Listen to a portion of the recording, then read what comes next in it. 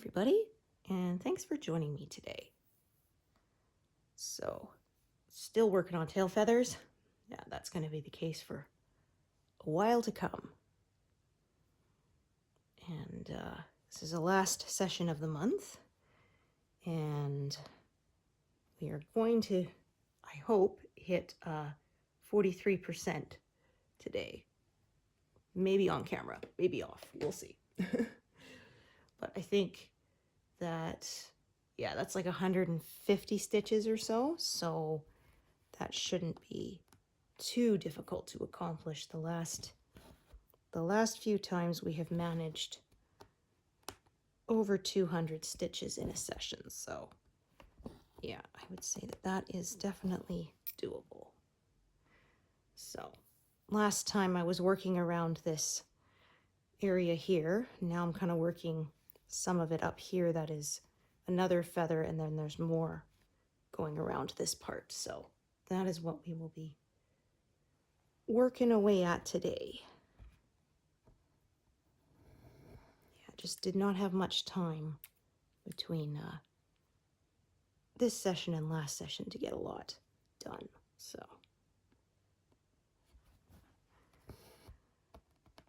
yeah, things came up, so it happens, right?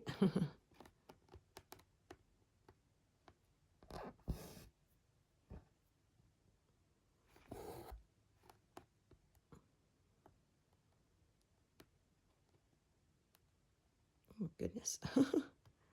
I swear I do know how to pin stitch. Okay, I'm going to go on a different square because this one is just not cooperating. It could be, every now and then I find sometimes there's a square that's just slightly thicker or something. Like there was a slight variance or flaw in the fabric when it was woven, so yeah. Oh, goodness, pardon me.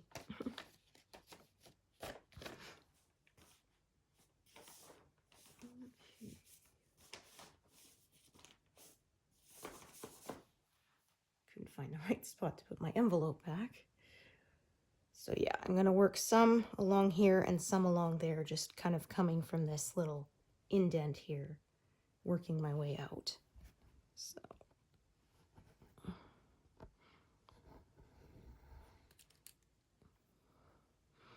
yeah, as I said, there's no way I'd be finishing the tail feathers that are in this month, as there's even more than last. There's like almost twice as much, I think. Yeah, because it extends further. Because yeah, the wall is started right about there, and we're going to cover up more of the wall with more of the tail. So yeah, there's less wall in this pass than in previous ones.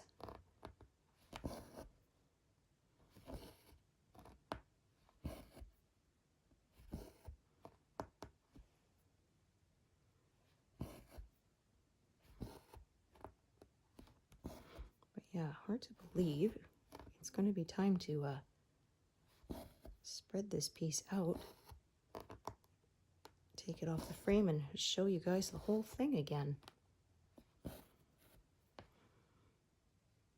Yeah, I like to sometimes look at my progress pictures side by side, month per month, and you can really see the progress.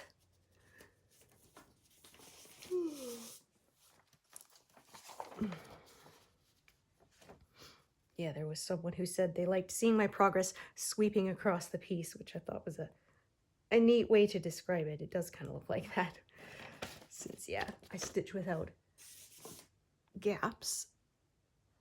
So it's really easy to see when more has been added. Even if it's just a couple hundred stitches, you can still see, yeah, that it's covering more than it did before. Yeah, and as I say, with these massive pieces, you have to celebrate your milestones as you go, because, yeah, they're a huge commitment.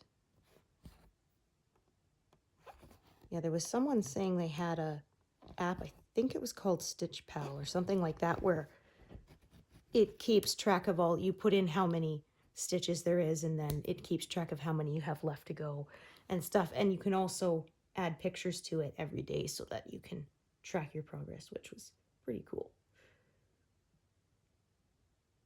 Okay, actually, I'm going to do that one first and then work around it with the other green.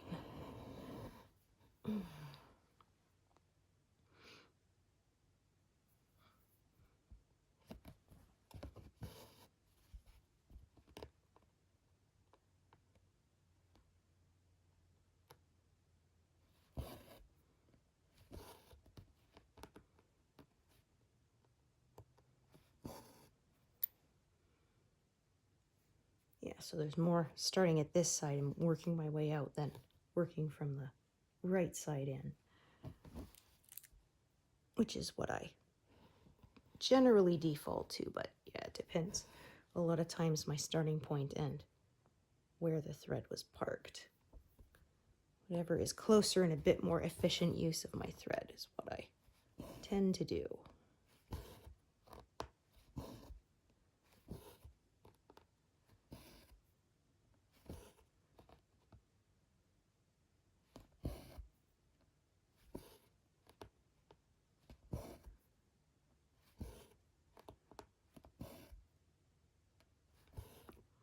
Yeah, I was saying a few sessions ago we had neighbors down the street who cut down a really big tree. Yeah, I guess a lot of the trees around here are at least 50 years old from when this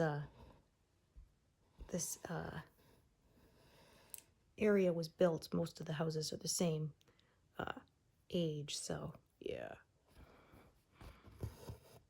Yeah, and actually a lot of them had aluminum wiring, which is not good, especially not when it gets as cold as it does here.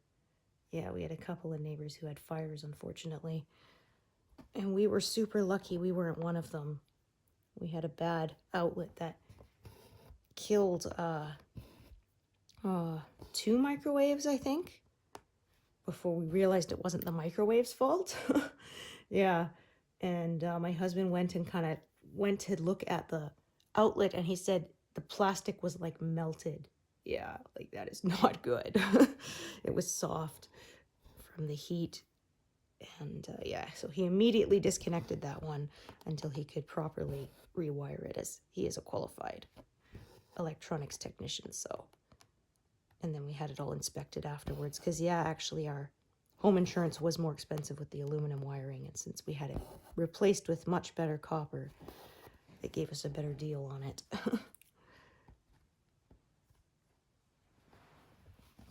Okay, almost felt like there was a loop back there, but there wasn't.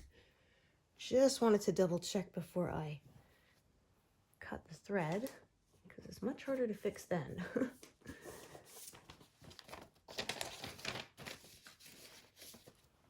Oh, this one is out. Rummaging around in my envelope there looking for my little thread card. So yeah, it's out in my working tray. That's why it was not there.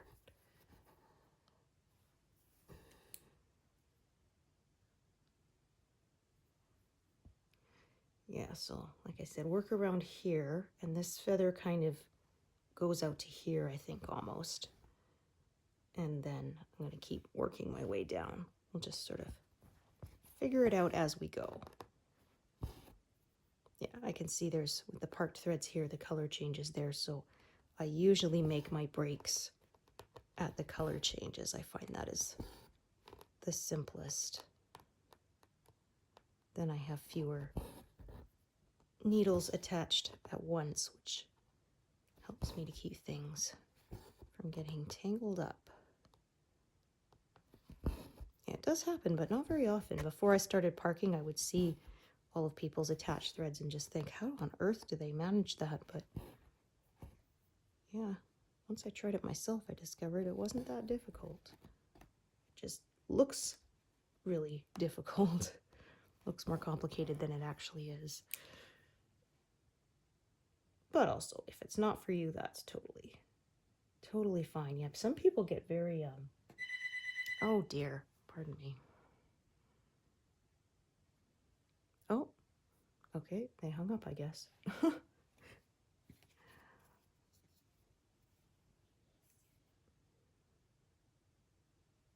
I wonder if it was just a spam call. I hate that. It's like, you made me get up. Don't make me get up. Yeah. I was getting suddenly a lot of them, and we are on Canada's do not call list.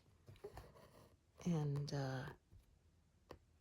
it used to be at least every few years you had to go and sort of renew that your number was signed up for it.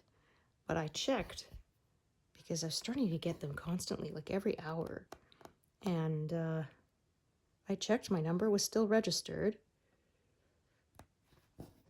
I don't know, maybe it renewed something and now it's been less than I used to get. Yeah, there's exemptions. They're still allowed to call you from, like, say, companies that you have a relationship with, like, yeah. And political parties are still allowed to call you. You have to individually tell them to stop calling you, so.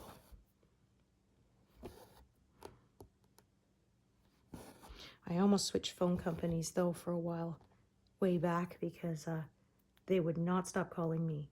And I kept telling them to quit calling me. I wasn't going to sign up for any more services, you know, like, if I'm interested, I'll call you, kind of thing, right?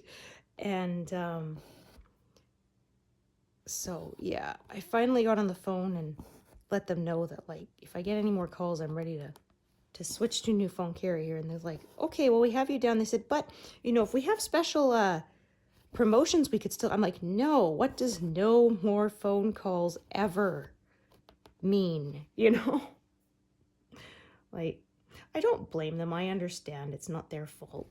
They're required to upsell, right? Oh, actually, I should wait until it's technically parked in the bottom, which I never do, but I want to do these other colors first.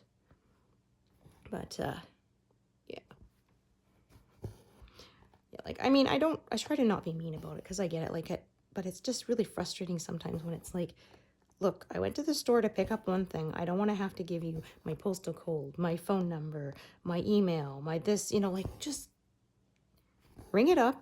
I will give you the money. I take the product and go home. That's all I want to do, you know? Like, no, I don't want to apply for your credit card. I don't want to do a survey. Yeah. And I mean, like I said, I try not to be mean to the clerk because I know it's not their decision. It's corporate and they have to do it or they lose their job in a lot of times. So, but yeah.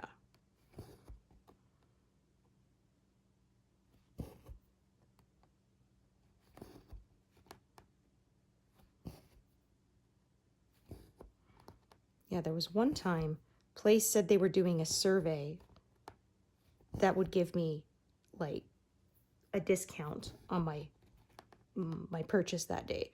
So I did it, and a credit card showed up in the mail. Like, nobody told me that's what they were doing. Yeah, I ended up closing it immediately because I didn't want it, but yeah. Yeah, and that happened to another friend of mine, and they said it really ticked them off because it meant their credit score took a hit from the inquiry, and yeah.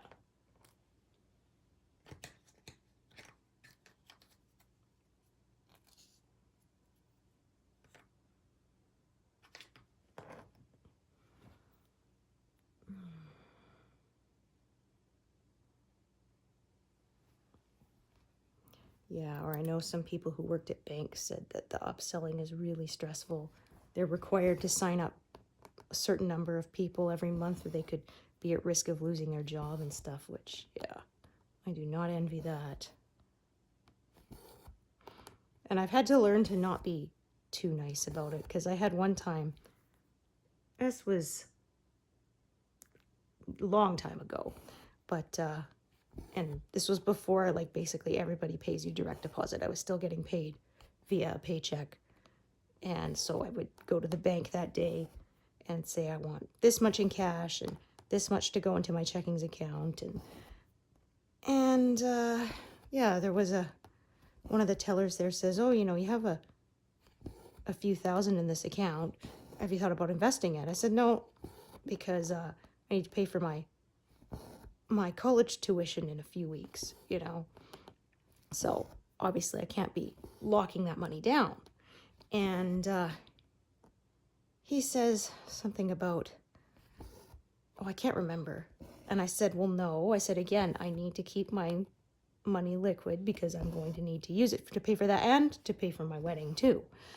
And he says, well, if you talk to the guy and kind of beg and plead and give him a sob story, they might let you break it early.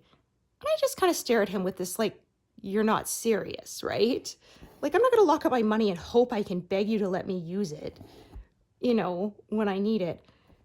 And then I just kind of said, okay, this is what I want you to do with this paycheck. And I figure that's the end of it.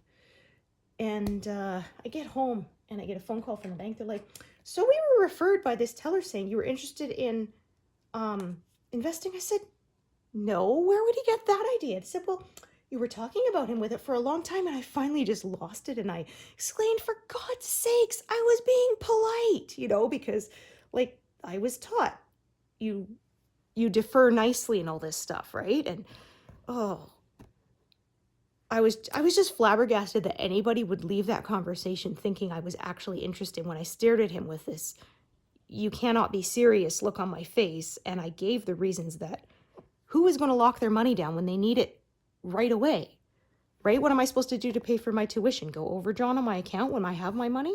Like, so now I've learned better. When they say, oh, are you interested in investing? Just say, nope. Well, you're not, nope. You know, just don't be rude, but constantly just cut them off with, nope, I'm not interested. Nope, don't want to talk about it. Nope, it's not happening. Yeah. Because, yeah, it was just, I guess he was desperate to make his referral quota or something because, yeah, like I said, I don't think anybody would have left that conversation believing I was genuinely interested. But I guess in his mind, because he got me talking about it for more than, 30 seconds, that translated to interested. All right, this is a bit of a longer carry, but it's within the inch. Might as well not waste what's left of this piece. Just tack it down with a pin stitch so it doesn't come undone.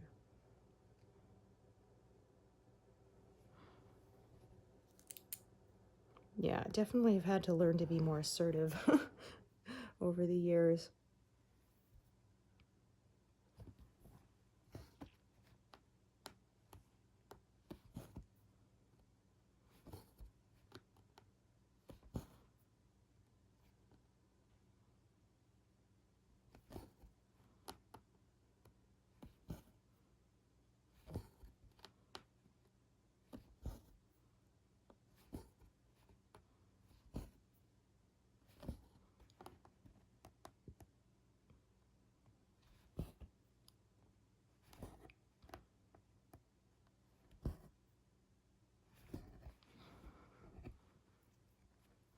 I think giving email addresses can be frustrating too because, yeah, like you have to spell it out sometimes because they mishear you.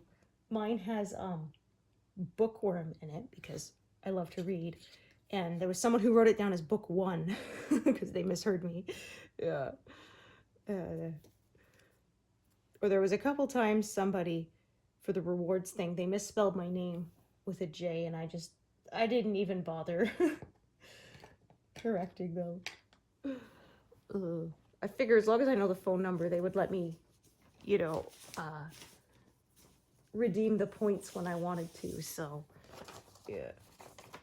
I make the mistake, I shouldn't give my name because over here everybody assumes it's like Jenny or Jenna, and they immediately write a J, and then I'm stuck going, no, it's G. It's a G. It's a G. No, G, not J. So yeah, now a lot of times I don't even actually say my name first. I just start spelling it so that people don't.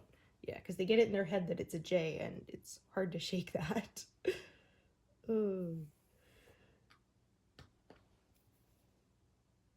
Or I had one time, I had a phone number that was 626 as the first three numbers.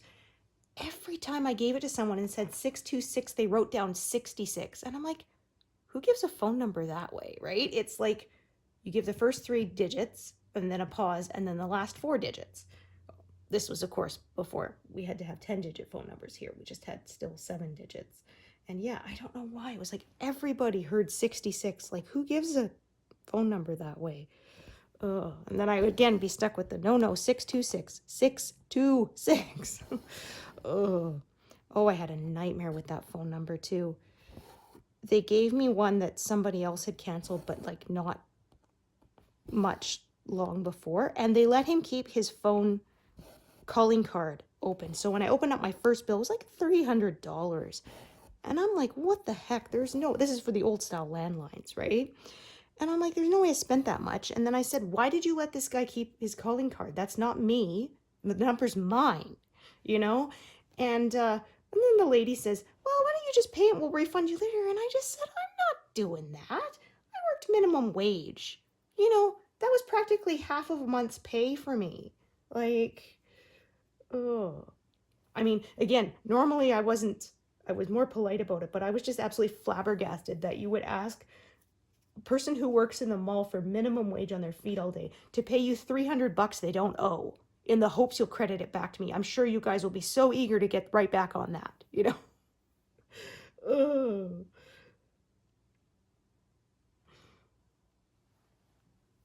But yeah, it was a nightmare because I got collections calls for this guy all the time.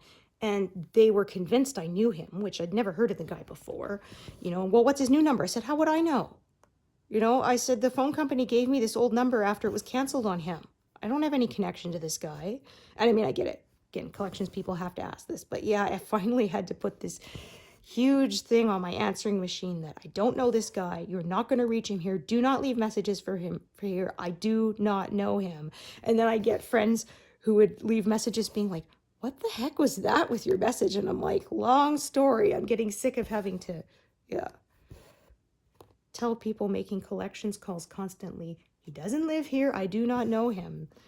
And, I moved out of that place not much later because it was that was my first apartment, but it was a terrible place. And when I was moving and the phone company said, do you want to keep the same number? I'm like, no, please give me a new one.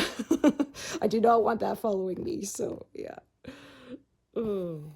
It was worth the hassle of having to contact all my friends and be like, here's my new number, because and I said, and I don't want any forwarding on that either, because I did not want to keep getting, because they used to have, I don't know if they still have, but with landlines, they used to have, if you called a number that had been disconnected, you could, I think, either pay or they had it for free. But anyway, they had a service for like 6 months or something afterwards where it would say, you know, this number is no longer in service. The new number is, and it would give the new number.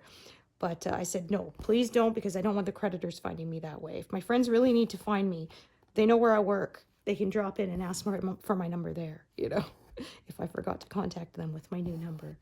So, yeah. But yeah, that apartment was terrible.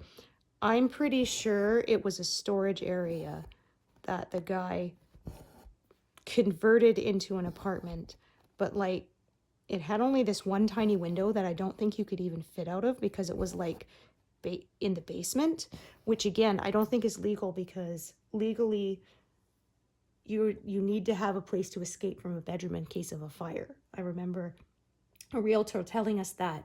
We were looking at a house and they said, this could be, this room is the size of a bedroom, but legally it's not supposed to be used as a bedroom because it has no window. Yeah.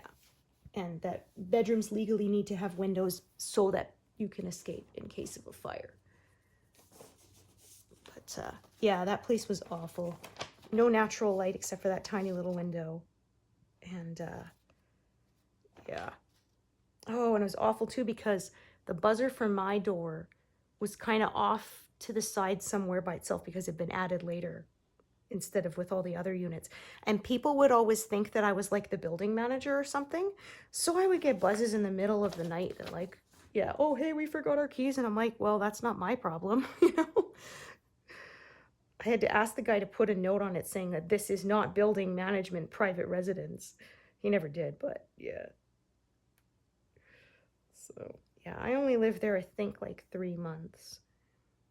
And then I found a better place that was only $50 more a month, but it was much nicer. Big balcony, Lots of natural light, yeah. The layout of it was nice too, because even though it was technically the same square footage, it felt bigger, yeah, because of the way they designed it. So yeah.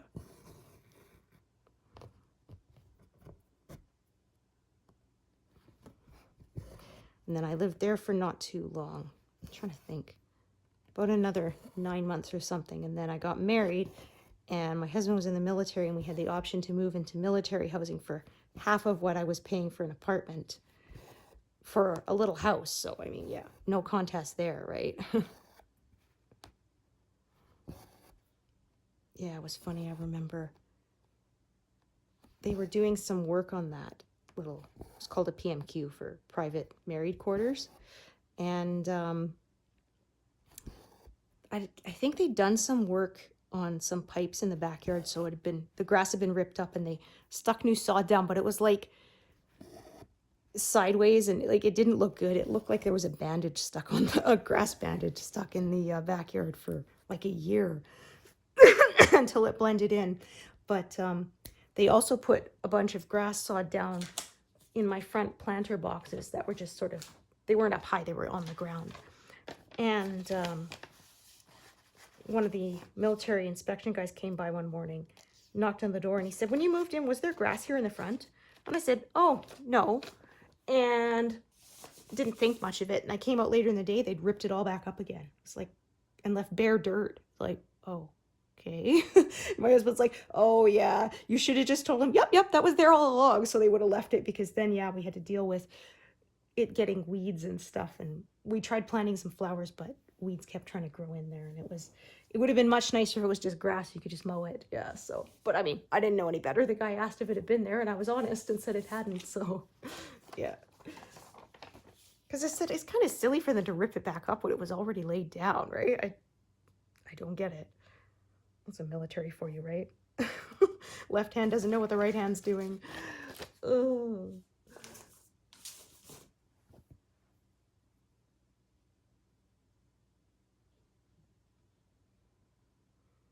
Yeah, it was not a bad little house.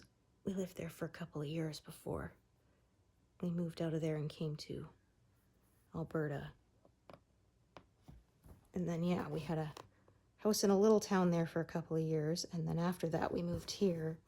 And I said, I am never moving again. I am done. Yeah. We moved a lot when I was a kid. We went to 13 different schools between kindergarten and graduating high school. So, yeah, I told my husband, they can wheel me out of here on a gurney. I'm not leaving otherwise. I'm done. Yeah, I got in trouble when I was a kid because my parents announced we were moving again, and I said, again? And yeah, I got in trouble for my attitude. But I mean, honestly, I don't think I was wrong for saying that, because I mean, we moved every year, sometimes more than once a year, and yeah. I had people asking, like, why? And it's like, well, it's not like we were on the run for the law or anything. My dad, he was always changing jobs and changing careers, and that often meant a move to a new place whenever he wanted to do that. So, yeah, it was a pain.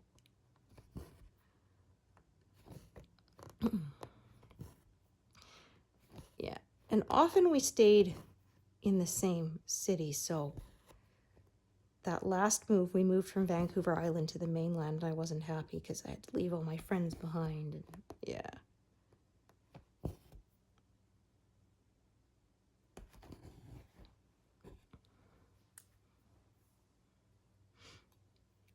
Yeah, it was kind of a pain too, because I was in the midst of having braces, and rather than find a new orthodontist, I had to go back to my old one for adjustments, because I only had a few months left when we moved.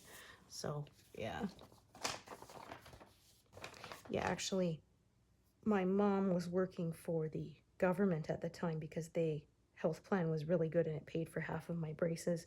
So she kept the job. So me and my sister and my dad, we moved to the mainland, and my mom stayed on the island, rented a room from some friends, and then we saw each other on weekends. Yeah, it was a lot of travel, but in the end it was still cheaper than paying for their braces all by themselves, my parents. So yeah.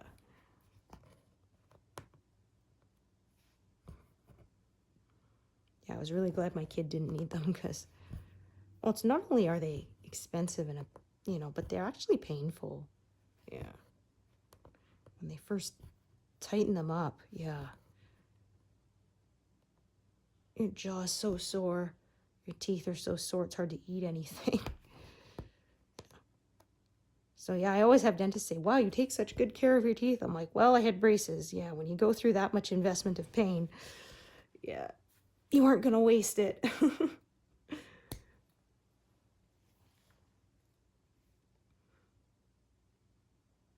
Okay, so for the moment, I'm going to just fill in a little bit more here, and then I'm going to go back into that corner again. Just kind of jumping around.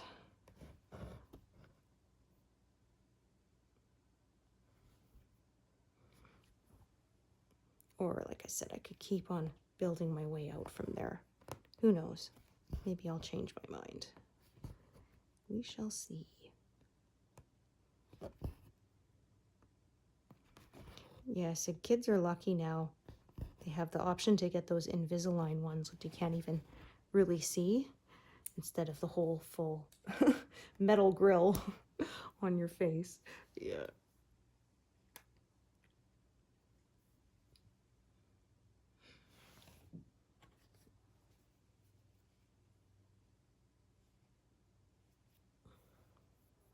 Yeah, I remember when I finally went for the day to get the braces removed, and they gave me a bunch of helium balloons.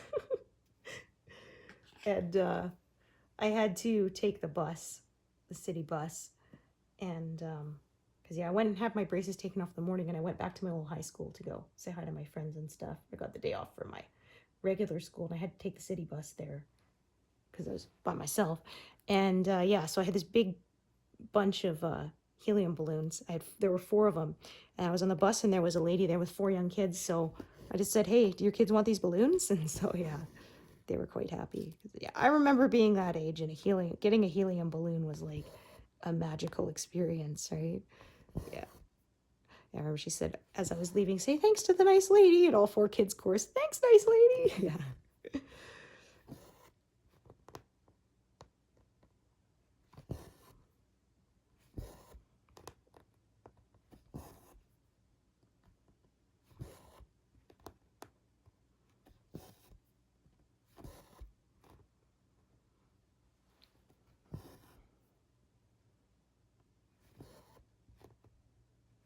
Oh, stretch a little bit.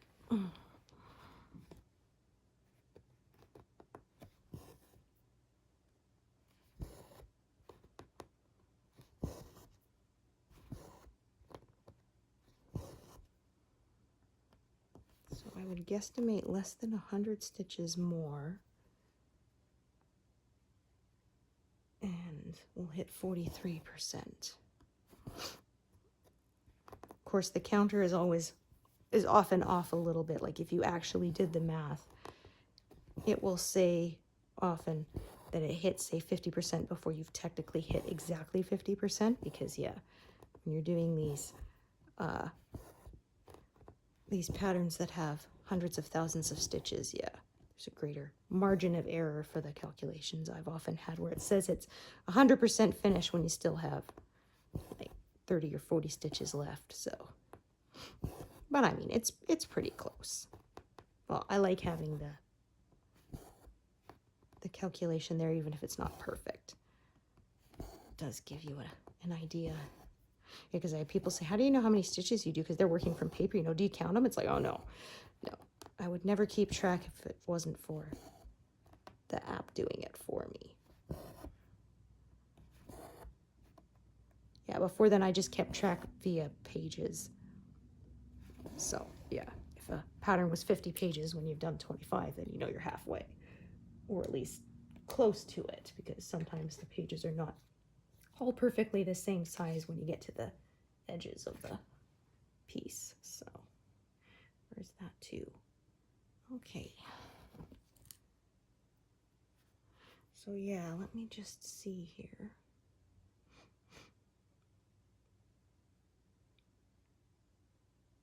Okay, so I might just leave this bit for now, do it later, and instead I'm going to work on this bit here, because yeah, then it's fewer colors that way. So I'm just going to tuck those aside. Yeah. So yeah, I'm going to work on this, work downwards, and I'll fill that in later. So like I said, I decide as I go. I usually have a rough plan in my head, but it can change as the work progresses.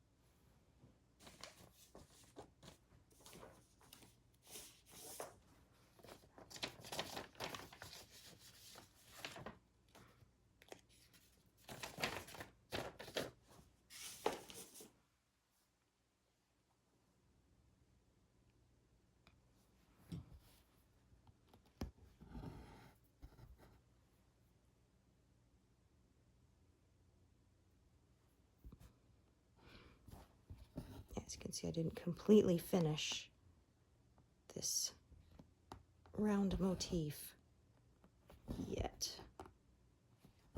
Well, it just kind of made sense to me to fill in a bit of what was above it first, even if it was on a different scale of the feather there.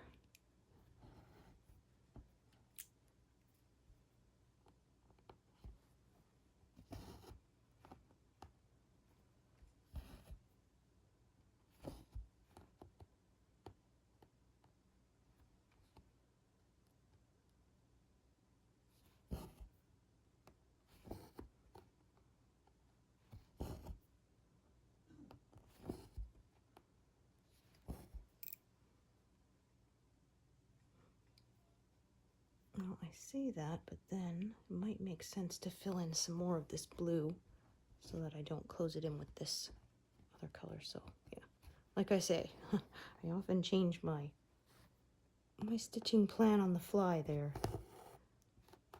Adjust as necessary.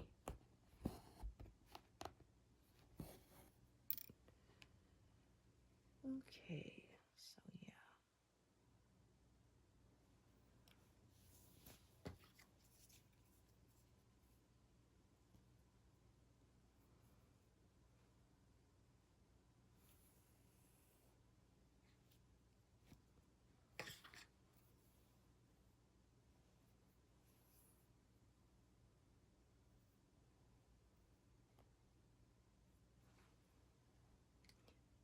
Do those two and that line there.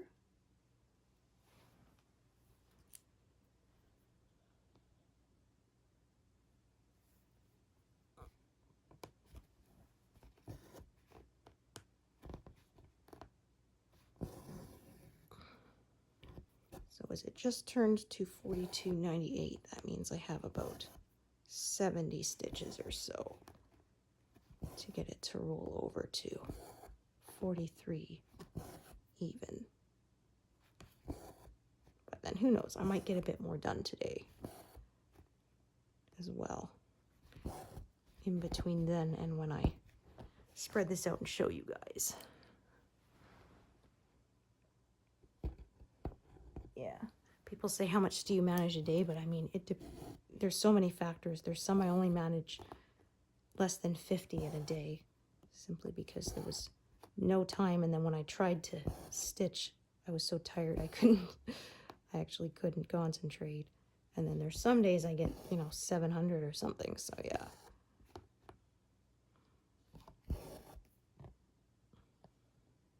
So I often say I average about 400.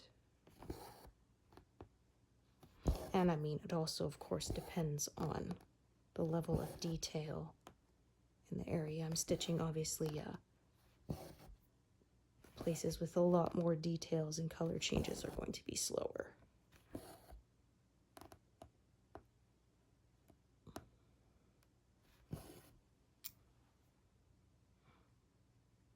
Okay, so back into the corner here.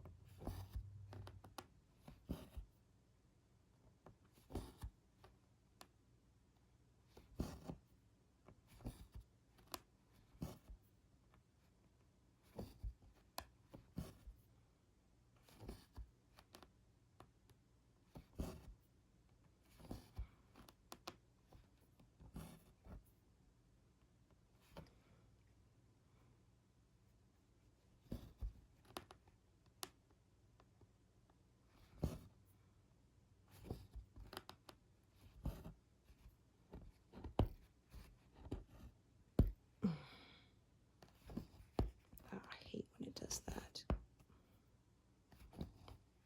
And unfortunately, if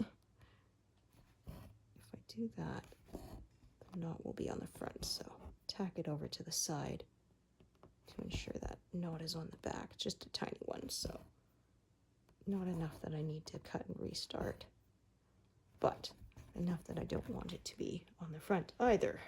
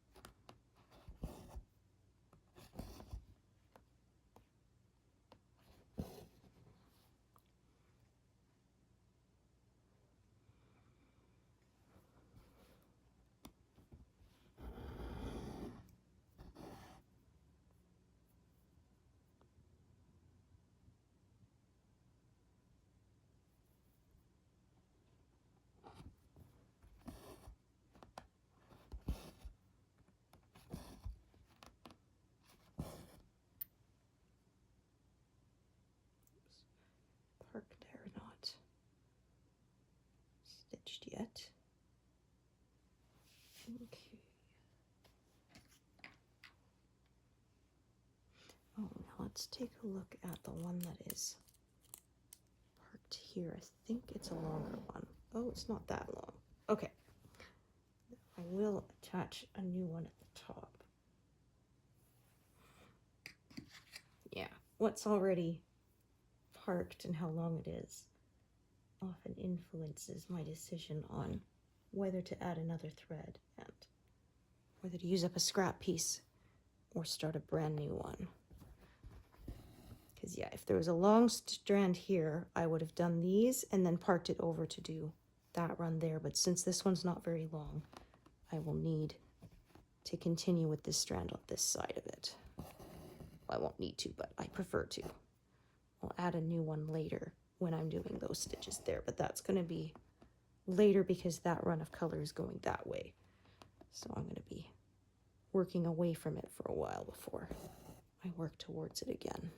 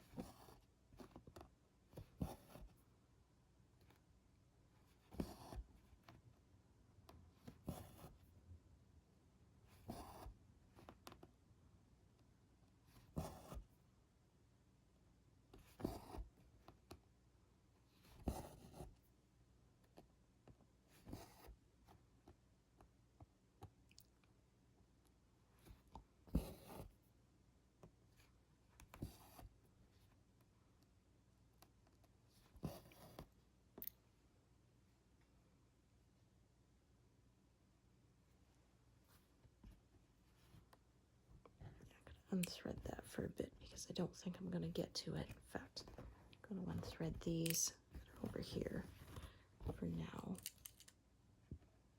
Because I'm thinking they're going to be on hold for a bit before I get to them.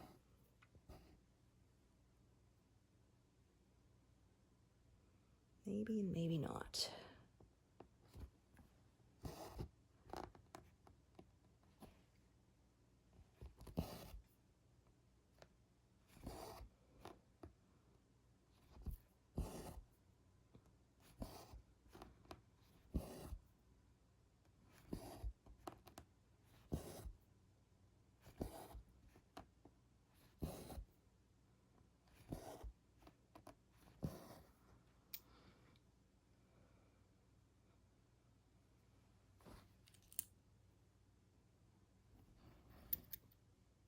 Oh, that is longer than I thought. Just tie this one off.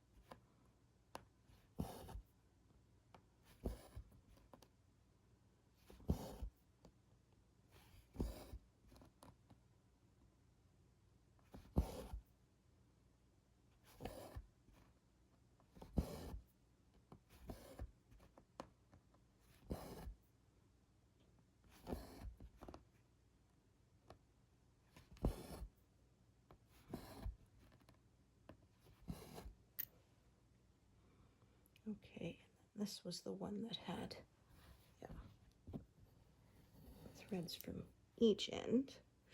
So I can use them both up.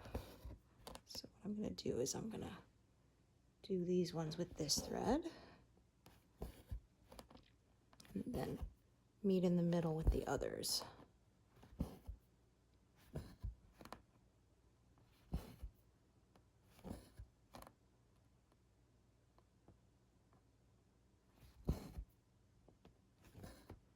Okay, we're at 42.99. Let's stitch until the counter hits 43.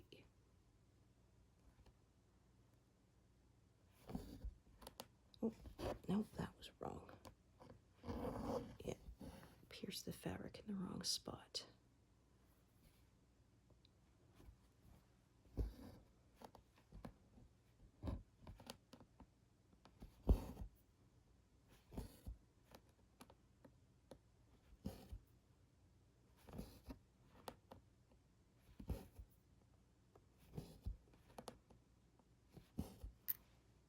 So there's still a bit more of that. So I'm going to come downwards with this thread of the same color.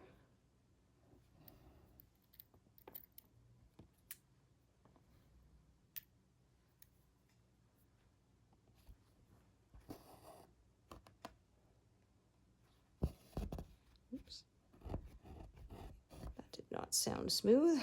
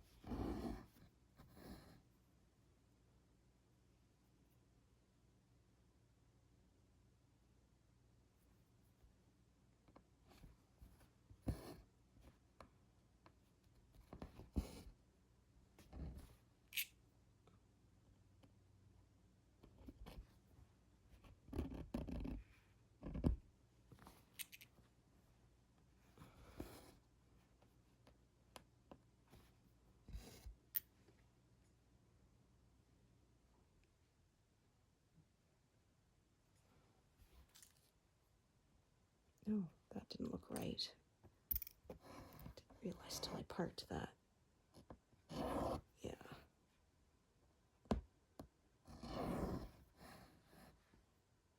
Didn't come up in the right spot. That leg was a little too long.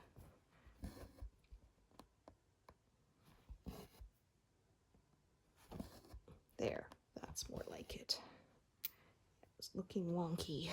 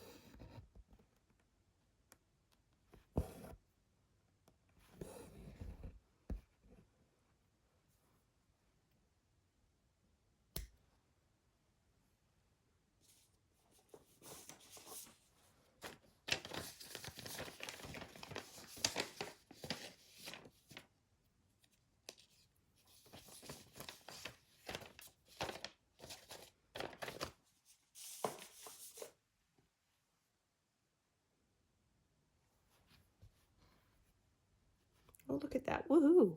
We rolled over to 43% just now. So it took a little less than I actually thought. I was saying when it was around 100 stitches that it was going to be 70 more, but actually it was a little less.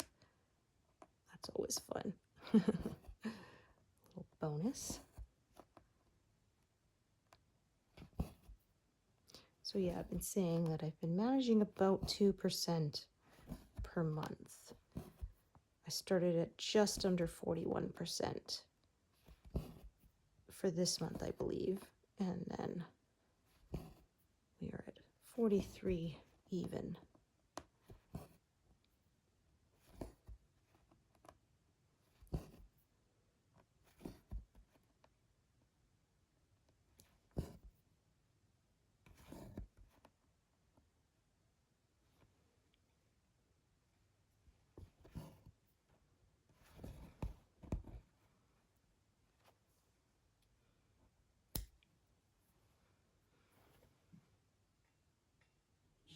Right, so this is the one with a strand coming from each side.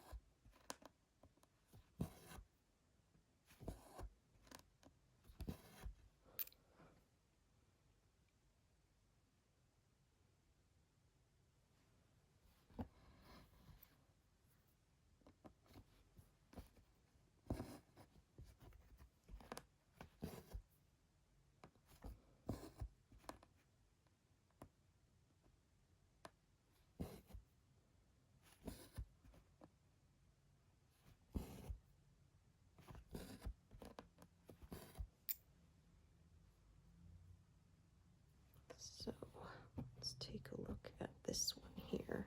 Yeah, this one is just about done. So what I'm going to do is do these 4 and then tie off this strand. Should be just about right. Yeah. And then carry on with the other strand for the rest of them that are in this area here.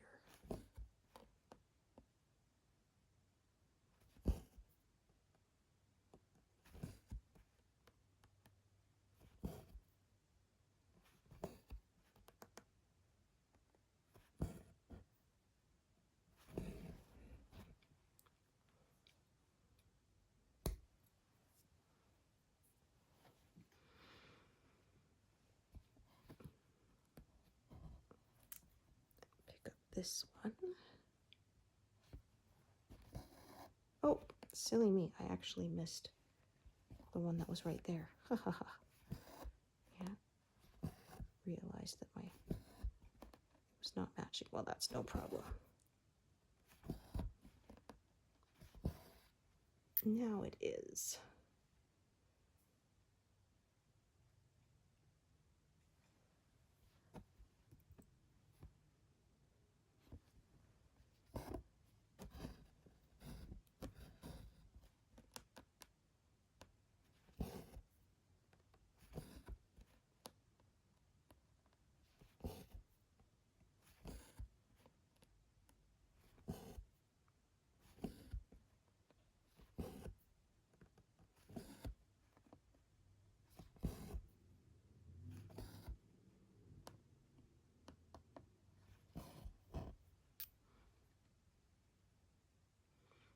Okay, these 2 here can be stitched and tied off, so I'm going to do that, and then I think that's where I'm going to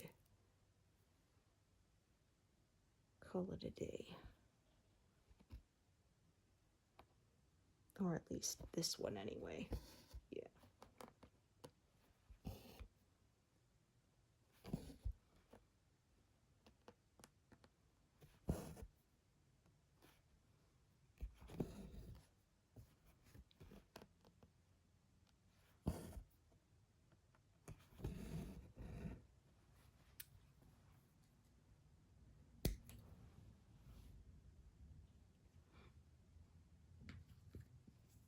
Yeah, so I think that's where I will call it a day. Thank you for joining me, and I hope I will see you here next time. All right, thanks everyone. Bye.